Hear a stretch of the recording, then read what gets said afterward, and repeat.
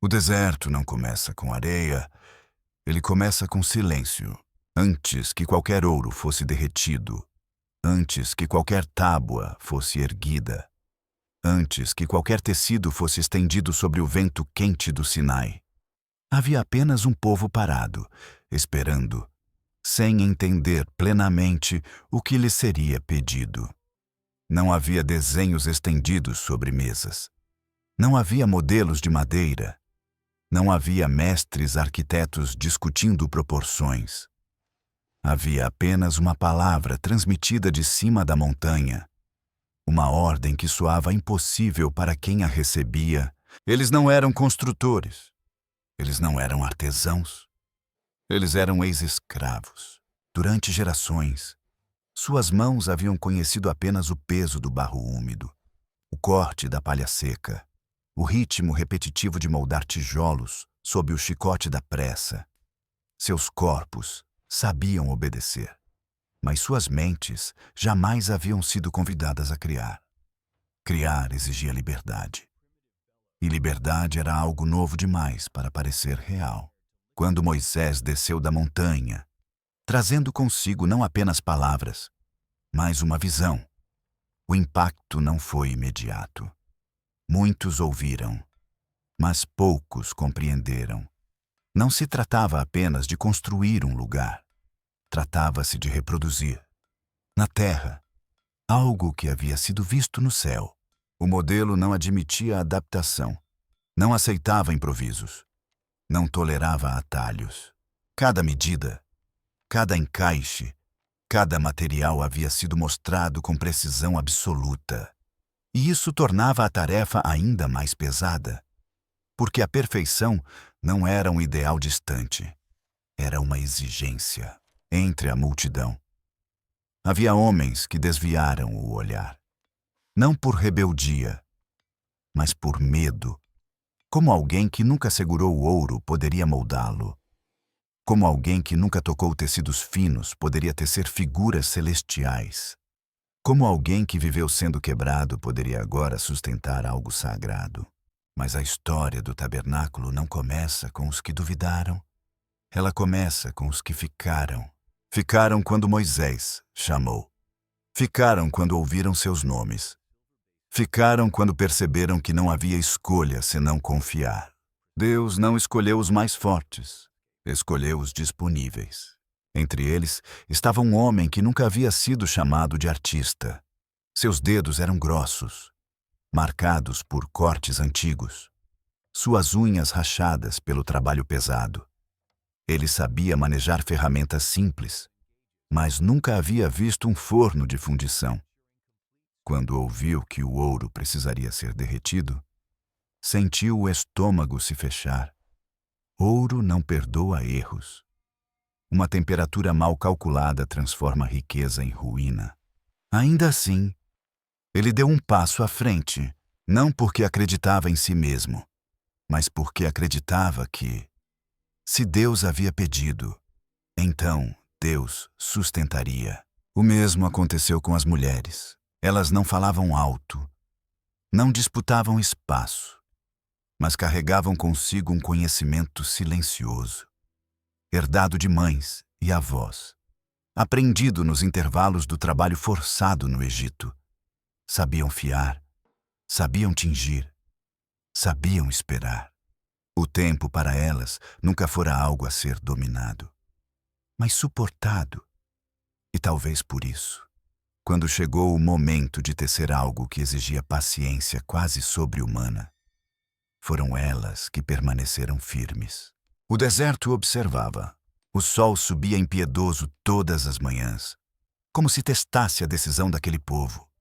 O calor não diminuía. O vento não cessava. A areia se infiltrava em tudo. Não havia sombra suficiente. Não havia descanso suficiente. E, ainda assim, dia após dia, mãos cansadas se moviam. A primeira chama acesa no forno não parecia promissora. O fogo comum morria rápido demais. A lenha disponível não sustentava o calor necessário. Foi ali que perceberam que o deserto, apesar de hostil, também escondia respostas. A acácia, árvore torta, espinhosa, desprezada, revelou-se diferente quando transformada em carvão. Sua queima era lenta, profunda, intensa. O fogo ganhou corpo, ganhou cor, ganhou força. Homens se revezavam, empurrando o ar para dentro das fornalhas com foles improvisados. Não havia pausas longas. O ouro exigia constância, um descuido, e tudo estaria perdido. O suor evaporava antes de escorrer. A água nos odres aquecia rápido demais. As mãos eram envoltas em panos grossos, não por conforto, mas por sobrevivência. E, no meio desse inferno controlado, algo mudou. Não no ouro, nos homens. Cada golpe de martelo não moldava apenas metal, moldava a identidade. O fogo que tornava o ouro maleável também queimava o medo. A repetição do esforço criava precisão onde antes havia apenas força bruta. O impossível começava a perder seu peso. Enquanto isso, em outra parte do acampamento, o som era diferente. Não havia martelos, nem labaredas. Havia o deslizar dos fios, o ritmo dos teares, o silêncio concentrado das mulheres que contavam fios como quem conta passos.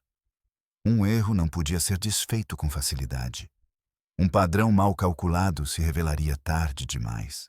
Elas planejavam antes de agir. Visualizavam o resultado antes que ele existisse. Cada querubim precisava surgir exatamente onde fora determinado, nem um pouco acima, nem um pouco abaixo.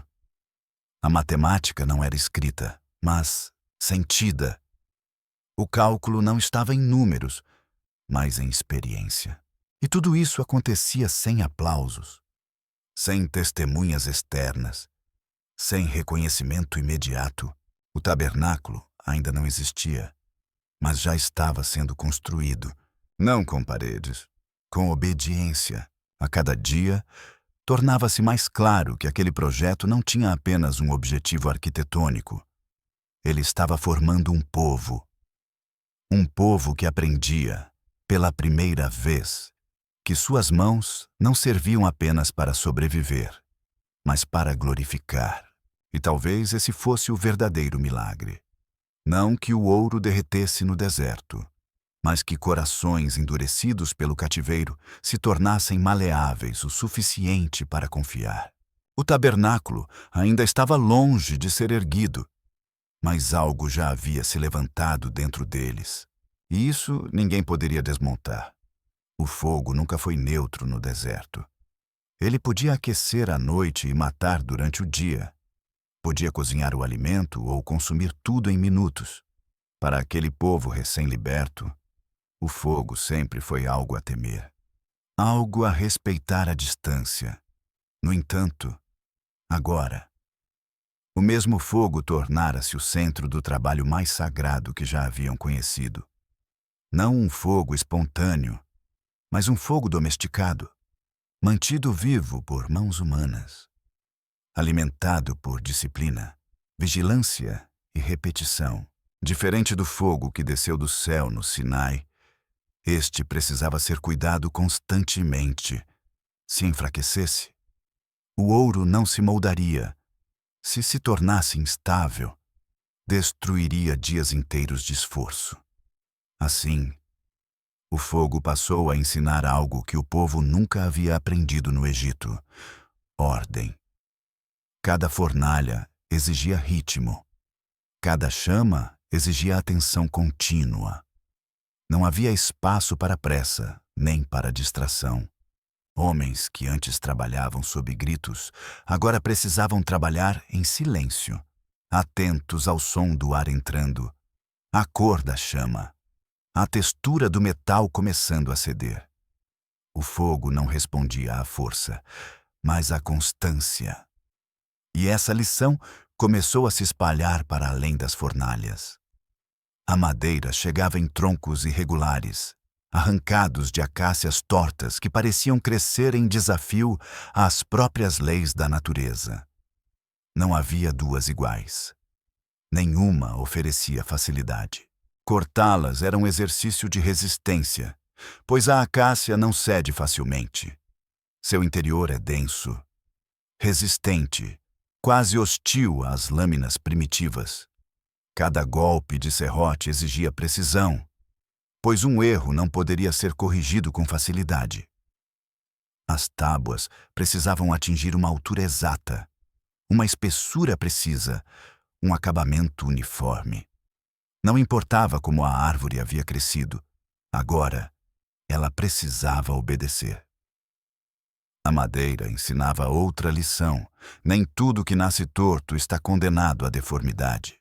Com paciência, com esforço contínuo, com repetição exaustiva, o irregular podia se tornar reto. Mas isso cobrava um preço físico. As mãos sangravam, as costas doíam, os músculos protestavam. E, ainda assim, cada tábua concluída não era celebrada como vitória pessoal. Era imediatamente colocada ao lado das outras, comparada, medida novamente, ajustada até que nenhuma diferença pudesse ser percebida. Porque no tabernáculo não havia espaço para individualidade visível. Nenhuma peça podia se destacar. Todas precisavam servir ao conjunto. Quando as tábuas finalmente ficavam prontas, algo inesperado acontecia. Elas não permaneciam como madeira. Eram completamente revestidas de ouro. Aquilo que havia sido difícil de trabalhar, aquilo que parecia bruto e sem valor estético, desaparecia sob o metal precioso. Mas a madeira não deixava de existir. Ela continuava ali, sustentando, absorvendo peso, garantindo estabilidade. Invisível, porém essencial. E isso não passou despercebido aos que trabalhavam. Eles começaram a entender que o valor nem sempre está no que é visto, que o que sustenta raramente recebe atenção. O deserto, mais uma vez, observava em silêncio. Ventos fortes vinham e iam, testando estruturas provisórias, derrubando tendas comuns. E foi nesse ambiente instável que surgiu um dos aspectos mais impressionantes do projeto: a fundação que não se enterrava. Não havia como cavar alicerces profundos na areia. Não havia tempo, nem ferramentas, nem segurança para isso. A solução não foi lutar contra o deserto, mas dialogar com ele. Bases de prata maciça foram moldadas, pesadas o suficiente para resistir ao vento, precisas o suficiente para encaixar cada tábua sem folga. Nada era fixado ao chão, nada era permanente. E, ainda assim, tudo permanecia firme. A estrutura se mantinha erguida não por rigidez, mas por equilíbrio, peso distribuído, força compartilhada, dependência mútua. Cada base precisava estar exatamente onde deveria estar. Um erro mínimo se propagaria por toda a estrutura. Assim, o processo de montagem tornou-se um exercício coletivo de atenção absoluta. Ninguém trabalhava sozinho. Um erguia, outro alinhava, outro observava. Cada movimento era lento, deliberado, quase ritualístico. Não havia improvisação. O método substituía a força. Com as tábuas erguidas, surgia outro desafio: mantê-las unidas sem pregá-las, sem amarrá-las, sem danificá-las. As travessas de madeira revestidas de ouro passavam por argolas, conectando tudo lateralmente, transformando peças individuais em um corpo único. O conceito era simples, mas sua execução exigia perfeição. As argolas precisavam estar alinhadas, as travessas precisavam deslizar sem esforço. O conjunto precisava resistir a desmontagens repetidas, e isso aconteceria não uma ou duas vezes, mas durante décadas. Cada ensaio de montagem e desmontagem ensinava algo novo. Ajustes invisíveis eram feitos. Pequenas correções acumulavam-se em estabilidade. O povo começava a perceber que estava participando de algo que ultrapassava sua própria compreensão técnica. Não estavam apenas construindo um santuário. Estavam aprendendo a viver em torno de uma ordem maior. Enquanto isso, os tecidos avançavam. Os teares trabalhavam em um ritmo quase meditativo. Não havia pressa, porque pressa gera erro. Cada fio precisava ser contado. Cada cor precisava aparecer no momento certo. Azul, púrpura, carmesim. Tons que não pertenciam ao deserto, mas que agora surgiam nele como sinais de outro mundo. Os querubins não eram bordados superficiais. Eles nasciam junto com o tecido, eram parte da estrutura, não um adorno posterior. Isso exigia planejamento antes do primeiro fio ser colocado. Imaginar antes de executar. Ver antes de tocar. Um exercício mental tão exaustivo quanto o trabalho físico das fornalhas.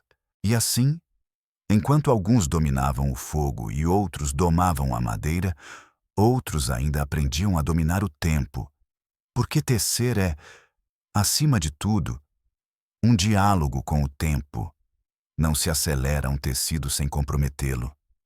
Não se corrige um padrão depois que ele está formado. O erro se torna permanente. Talvez por isso esse trabalho tenha sido confiado àqueles que sabiam esperar. Aos poucos, algo se tornava evidente para todos. Nada naquele projeto era excessivo. Nada era arbitrário.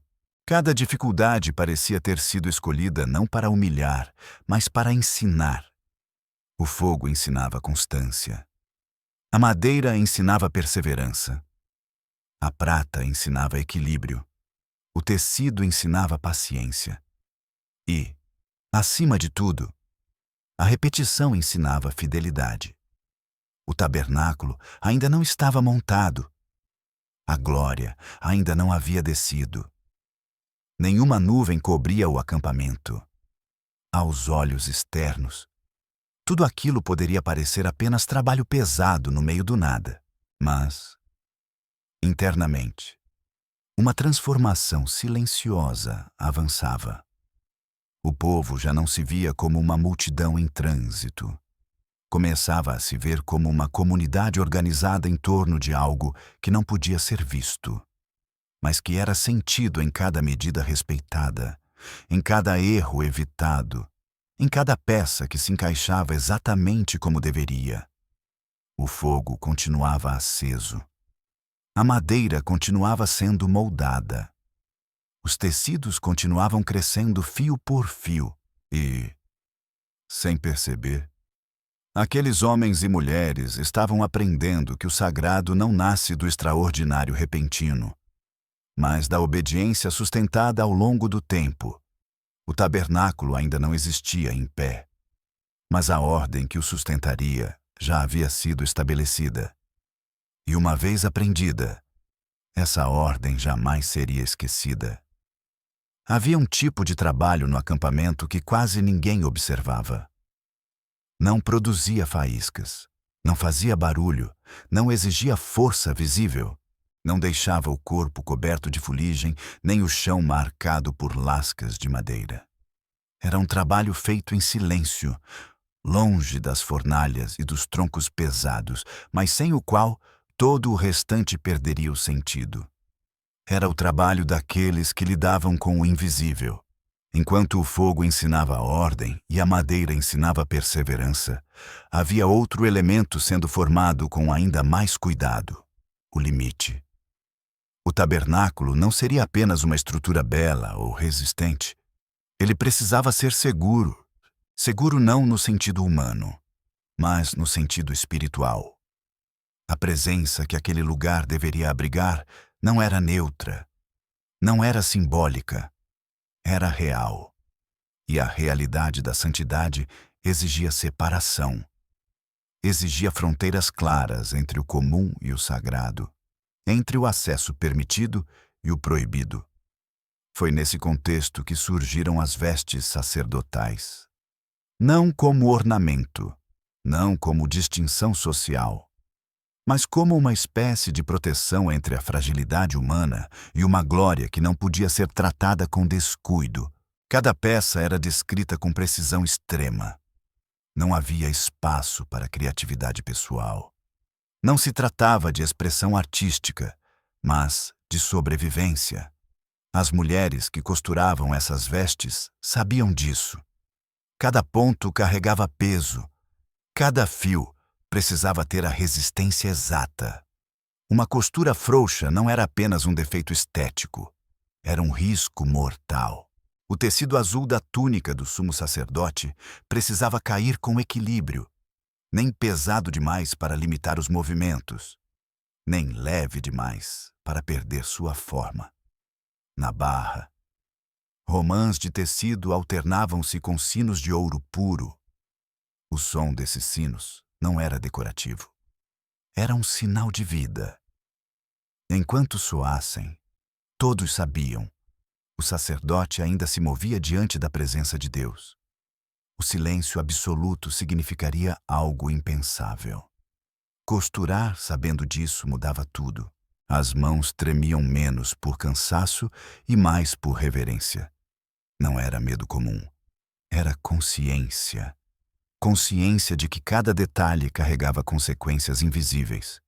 O peitoral do juízo era ainda mais exigente. 12 pedras preciosas, cada uma diferente. Cada uma gravada com o nome de uma tribo. Não havia margem para erro. Um nome mal gravado. Uma pedra mal posicionada. E todo o sentido simbólico seria quebrado. Mais do que isso, a responsabilidade espiritual seria comprometida. Gravadores trabalhavam com pó abrasivo, ferramentas rudimentares e paciência extrema.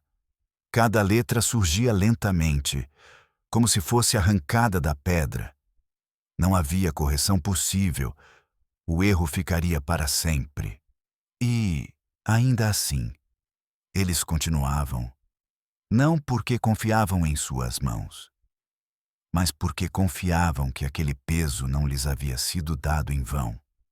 Enquanto isso, outra peça tomava forma longe dos olhos da maioria. O véu, um tecido espesso, pesado, tecido com querubins, destinado não a decorar, mas a separar. Ele não convidava à entrada. Ele impunha distância. Sua função não era embelezar o acesso ao lugar mais sagrado, mas impedir que qualquer um o atravessasse. A presença de Deus não era algo a ser banalizado. O véu ensinava isso sem palavras. Era o silêncio materializado. Um limite visível para uma realidade invisível. Curiosamente, ninguém comemorou quando o véu ficou pronto. Não houve celebração, não houve aplausos. Talvez porque todos compreendessem, ainda que de forma confusa, que aquilo representava uma barreira necessária, algo que protegia o povo tanto quanto delimitava o acesso. O tabernáculo começava a ganhar não apenas forma, mas significado. Cada objeto ensinava algo sem discursos. O altar, o lavatório, os utensílios, tudo seguia a mesma lógica. Proximidade com o sagrado exigia preparação.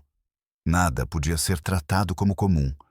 Nada podia ser feito de qualquer maneira. Até mesmo o óleo da unção obedecia a uma fórmula exata. Não podia ser reproduzido para uso pessoal. Não podia ser adaptado. Era exclusivo. O cheiro daquele óleo se tornaria inconfundível.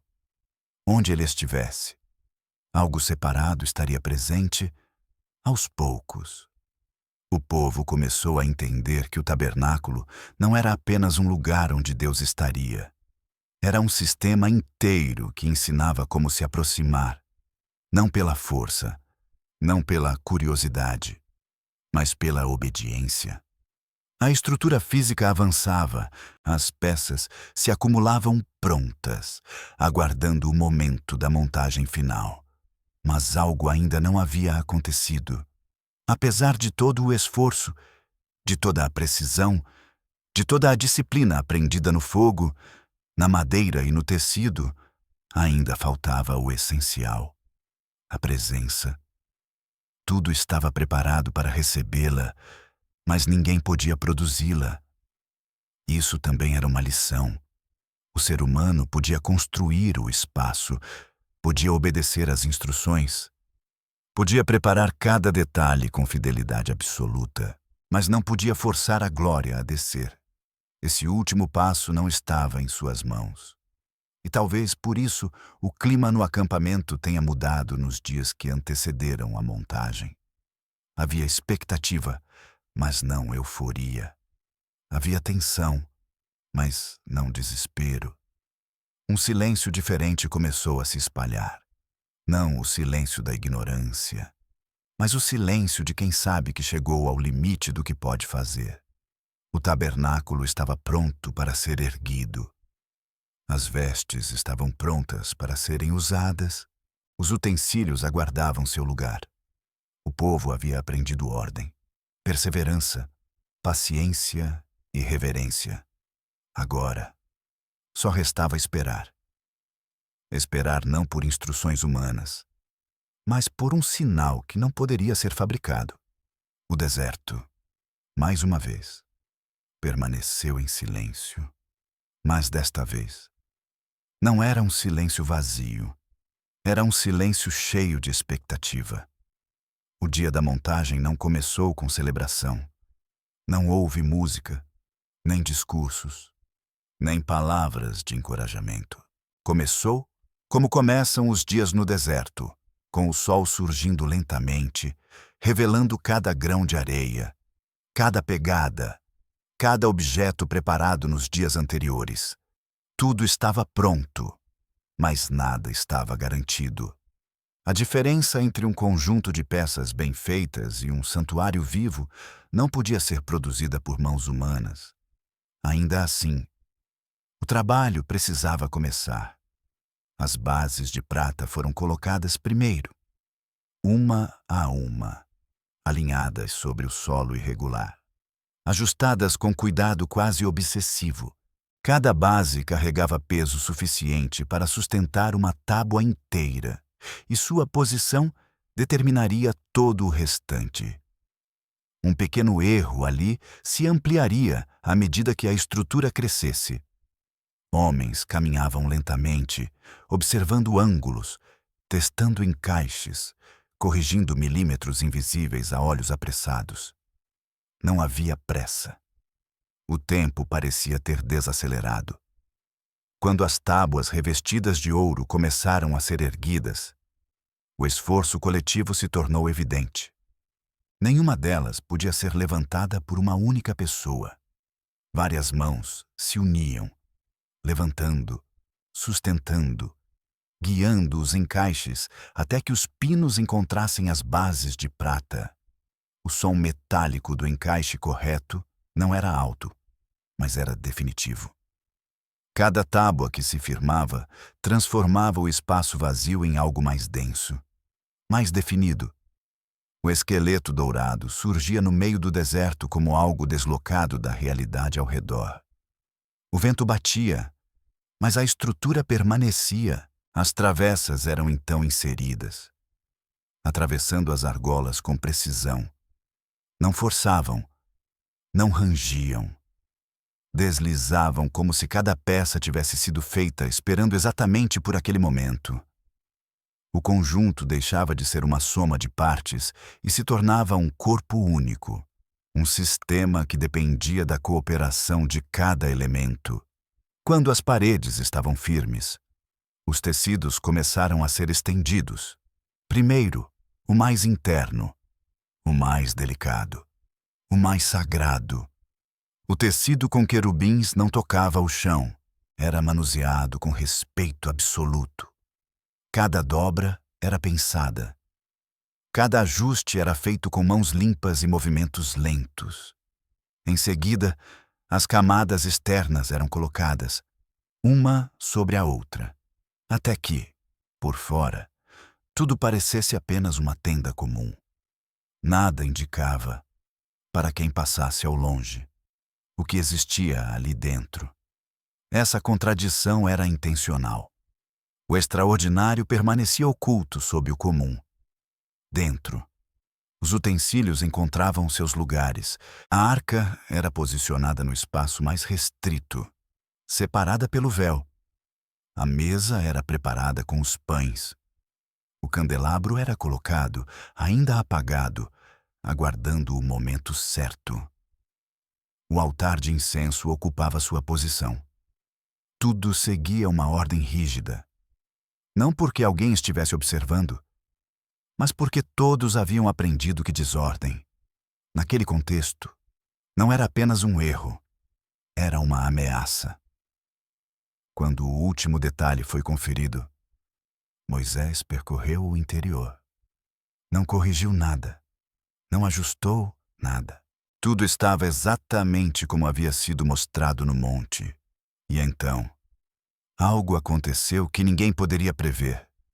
Mas todos aguardavam. A nuvem desceu, não lentamente, não de forma simbólica. Desceu com densidade, com peso, com presença. O ar mudou. O silêncio se tornou quase palpável. Aquilo que havia sido construído para receber o divino agora estava cheio demais para conter qualquer humano. Nem mesmo Moisés pôde entrar. A glória não pediu permissão, não negociou acesso. Apenas ocupou o espaço. O tabernáculo deixou de ser um projeto humano bem executado e se tornou uma morada viva. A reação do povo não foi euforia, foi reverência. Não houve gritos. Houve imobilidade. Eles entenderam, naquele instante, que todo o esforço anterior não havia sido em vão, mas também que nada disso lhes dava direito algum. A presença era um dom, não uma conquista. A partir daquele dia, algo mudou definitivamente. O movimento do povo passou a depender da nuvem. Quando ela se levantava, desmontavam tudo. Quando ela repousava, montavam novamente. Não discutiam, não questionavam. Haviam aprendido, no processo de construção, que obedecer era mais seguro do que entender completamente. Durante 40 anos, esse ciclo se repetiria. Montar, desmontar, carregar, esperar. Nenhuma peça se desgastou além do previsto. Nenhum encaixe perdeu sua precisão. Aquilo que havia sido feito com fidelidade continuava funcionando, mas havia algo ainda mais profundo acontecendo. O tabernáculo tornou-se o centro, não geográfico, mas existencial. Onde ele estava, o povo se organizava. Onde ele se movia, o povo seguia. O deserto deixou de ser apenas um lugar de passagem e se tornou um espaço de aprendizado contínuo. Ainda assim, mesmo ali, uma compreensão começou a surgir lentamente. Aquela estrutura magnífica, aquela presença visível, não era o destino final. Era provisória, era móvel, era adequada a um povo em caminho, não a um povo estabelecido. O tabernáculo ensinava proximidade, mas também apontava para algo maior. Para um dia em que não seria desmontado, para um tempo em que a morada não precisaria seguir o povo, porque o povo teria chegado ao seu lugar. Mas isso ainda estava distante. Por agora, bastava saber que Deus caminhava com eles, que o deserto não era vazio quando a glória estava presente, que o silêncio não era abandono quando a nuvem permanecia. E assim, entre a areia e ouro, entre obediência e mistério, o tabernáculo cumpria sua função mais profunda, ensinar um povo a reconhecer quando era hora de agir e quando era hora de parar. Porque, às vezes, O ato mais sagrado não é construir, mas permanecer imóvel diante daquilo que só Deus pode fazer.